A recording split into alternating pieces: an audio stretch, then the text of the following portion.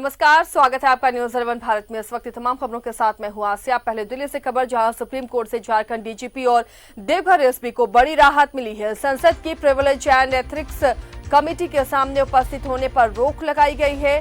सांसद निशिकांत दुबे की शिकायत पर संसद की प्रिविलेज कमेटी ने नोटिस दिया था। जस्टिस नागेश्वर राव, हेमंत गुप्ता की बेंच ने यह आदेश दिया है। संसद की प्रिविलेज कमेटी को बुलाने का अधिकार है या नहीं, सुप्रीम कोर्ट इस पर बाद में फैसला करेगी। डीजीपी एमवी राव की याचिका पर सुप्रीम कोर्ट का ये बड़ा आदेश है। सांसद निशिकांत ने राज्य प्रशासन पर दुर्भावना से ग्रसित होने का आरोप लगाया था।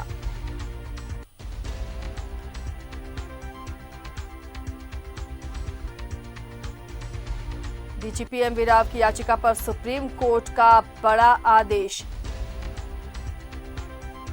आपको बता दें कि सांसद निशिकांत दुबे ने ये गंभीर आरोप लगाया था, जिसके बाद झारखंड के डीजीपी ने याचिका दायर की थी। सुप्रीम कोर्ट से झारखंड डीजीपी को ये बड़ी राहत मिली है।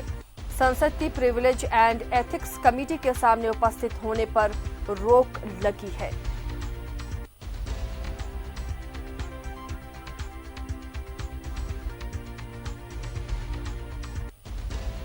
जस्टिस नागेश्वर राव की बेंच ने ये फैसला सुनाया है। अब संसद की प्रिविलेज कमेटी को बुलाने का अधिकार है या नहीं, इस पर सुप्रीम कोर्ट बाद में फैसला करेगा।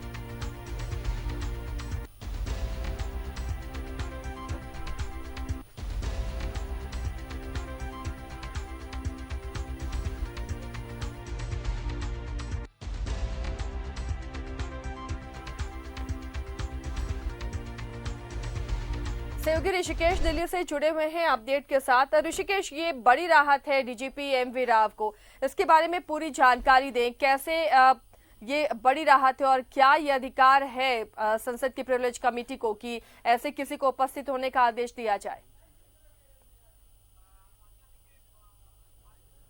आसिया, देखिए 28 अगस्त को प्रिविलेज और जो एथिक्स ब्रांच है संसद का, उसके तरफ से एक नोटिस जारी किया गया, जो जिसकी नोटिस की कॉपी मेरे पास है, और जिसमें लिखा गया है कि जो देवघर के सुपरिटेंडेंट ऑफ पुलिस हैं पीयूष पांडे, उनको 8 सितंबर को सुबह 12:30 बजे अपीयर होना था प्रिविलेज एंड एथिक्स ब्रांच में।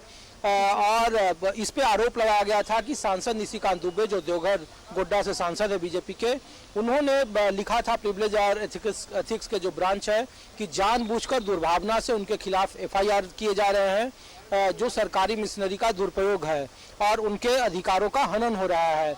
जिसके बाद आज सुप्रीम कोर्ट में एमवी राव की तरफ से याचिका लगाई गई थी, पिटीशन लगाई गई थी। डबल बेंच था सुप्रीम कोर्ट का, जिसमें 2 जज थे, नागेश्वर राव और हेमंत गुप्ता। इन दोनों की बेंच में सुनवाई हुई। जो नरीमन है वो राज्य सरकार की तरफ से एडमिट हुए और उस पर सुप्रीम कोर्ट ने तत्काल राहत दे दिया। एथिक्स और प्रिविलेज ब्रांच की तरफ से जिन्हें भी नोटिस जारी किया गया था, खुद जब जिरह हो रहा था उस वक्त सुप्रीम कोर्ट ने कहा कि क्या स्पीकर को ये अधिकार है, एथिक्स और प्रिविलेज ब्रांच को ये अधिकार है कि वो इस तरीके के मामले में किसी को बुला सकता है। उसके अधिकारों की वो जांच बाद में करेंगे।